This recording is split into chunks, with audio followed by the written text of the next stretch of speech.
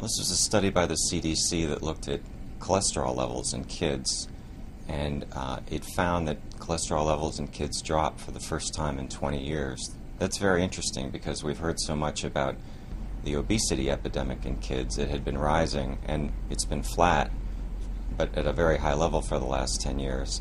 Cholesterol is usually associated with obesity, so it's kind of unexpected that if kids are remaining that heavy, that their cholesterol levels would start dropping. They don't know why. The CDC study wasn't designed to figure that out, but some experts have chimed in about what are most likely theories, and the one that seems to be leading the pack has to do with trans fats. Coincidentally, during the last 10 years, the same 10 years that we saw this drop in cholesterol levels, we saw a decline in the amount of trans fats in foods. There's been a lot of attention to trans fats, which can raise cholesterol levels. And there have been bans in New York City and California and other places. There have been labeling laws. There's been a lot of public consciousness raising about trans fats. And some experts think maybe this paid off.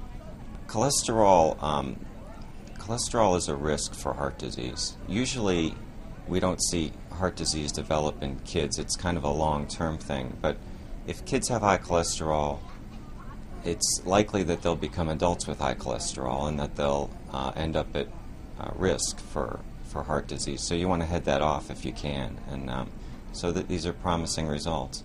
There's a flip side to this, though. Those kids are still heavy, so many kids are still eating too much and not exercising enough, and the foods that they're eating often have a lot of carbohydrates and sugar. That'll put them at risk for diabetes, and diabetes in turn puts you at risk for heart disease. So that doesn't necessarily mean we're out of the woods and that kids won't be in heart doctors' offices in 20 or 30 or 40 years.